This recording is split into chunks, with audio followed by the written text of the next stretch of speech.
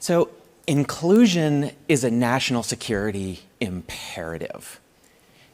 We fight today and we are going to fight in the future using brain power. And if that brain, who's going to revolutionize the way we fight in space, we fight in cyber, just happens to be in a trans body, you should want them all serving alongside. And people wonder why the military is having such a hard time recruiting people.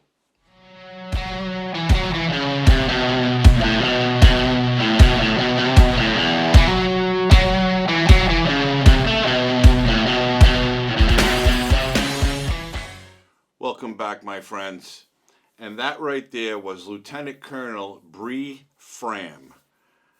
And Lieutenant Colonel Fram is an active duty astronautical engineer in the U.S. Space Force, currently assigned to the Pentagon to lead space policy integration for the Department of the Air Force. She also is president of SPARTA, the advocacy group supporting trans service people and trans recruits to the armed forces. And you heard Lieutenant Colonel Fram that we will lead the fight with brain power. Inclusion is imperative to the future of the United States Armed Forces. So, inclusion is a national security imperative. We fight today and we are going to fight in the future using brain power. And if that brain, who's going to revolutionize the way we fight in space, we fight in cyber, just happens to be in a trans body, you should want them all serving alongside me. And for your organizations, it's the same way. Those perspectives that we get from a diverse set of individuals, it's been talked about on stage a lot regarding the science behind high-performing teams. We need those perspectives. But it's inclusion that actually drives that. Because you can bring people in, and if they don't feel safe to speak up, if they don't feel safe to bring their full selves to work, you're not going to get the value of the diversity. So for us, it is absolutely critical to drive our future success as an organization and potentially on the battlefield. And I think it's the same way for all of you, because we can't leave that talent that is going to revolutionize the way we do business behind. And you wonder why the United States military is having trouble recruiting people in general. Because this, my friends, is what the Biden administration wants our military to be. Diversity, inclusion. Let's put everyone in the military. Now, let me make a little disclaimer here. I don't care who joins the military. You can be gay, you can be straight, you can be trans, you can be any color you want or speak any language, but of course, you must be a United States citizen. But these people want us to believe that they are going to go to battle for their country. I beg to differ. We see them protesting and crying over being misgendered. We see them protesting and crying because someone looked at them and made a funny face and they get triggered and offended. What makes you think that they will have the courage, a man who changes into a woman, to go onto the battlefield and put their life on the line for the rest of us?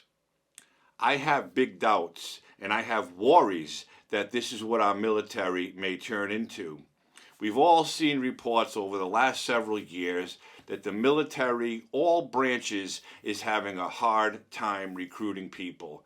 And I believe it's because they're using Lieutenant Colonel Fram as a poster child, if you will, to try to bring people into the armed forces.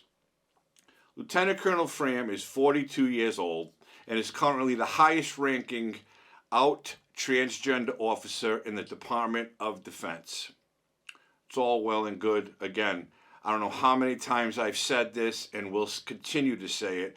I don't care what you think you are, what you call yourself. That is on you, and no one else should have to agree with you. And I will say, I'll give Lieutenant Colonel Fram some credit for joining the military. I don't know if this person has ever been deployed to battle. If so, thank you for doing so to fight for your country. But for this person to come out and say, we want to recruit people for inclusion, and it's imperative that inclusion be a big part of the military, is quite frankly ridiculous. We want young men and women who are strong-minded and strong-willed to join our military, that will go to war for their country and not worried about being triggered if someone looks at them the wrong way because of how long their hair is or what pronouns they weren't called. That's what this will lead to, in my opinion. They want to revolutionize the United States military with transgender people. I don't know what it's going to take for the powers that be, if you will, to realize that this is not the way to build the strongest fighting force in the world. We can go back hundreds of years of wars, and of course most recently we had Desert Storm, and we had all the Afghan and Iraqi wars, and now unfortunately we're involved in a crisis in the Middle East because of Iran and Hamas and Palestine. We have men and women there on battleships, in air fighter planes, putting their lives on the line for their country. And there may be transgender people with those battle groups. And again, God love you and thank you for what you do. This is not a way to show the world that the United States military is and will always be the strongest fighting force in the world. To showcase the transgender military personnel and have them come out and say, inclusion is imperative and we will fight with brain power, is not a way to prove that we are the one and only superpower. But this is what we get. This is what we get in a woke administration who pushes the color of your skin and what gender you say you are. This is what we get. And this is why this president needs to be done with office and never, ever hold public office again.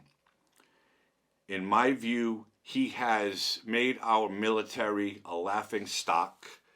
He has a transgender Deputy Secretary of Health and Human Services. We all know her, Lieutenant Rachel Levine, the overweight transgender woman, again, Health and Human Services. And we have Lieutenant Colonel Fram running the U.S. Space Force and trying to recruit transgender people into the armed forces. And I'm not doing this video and saying this to shit on anybody. If this is what they choose to do, that's all well and good. But choose to do it for the right reasons, not because you want to feel included. Because that, my friends, is what this is all about. And Lieutenant Colonel Fram said it. It's all about inclusion. People today are worried about being triggered and offended by pronouns, and they're training for diversity and equity, while others are training for war.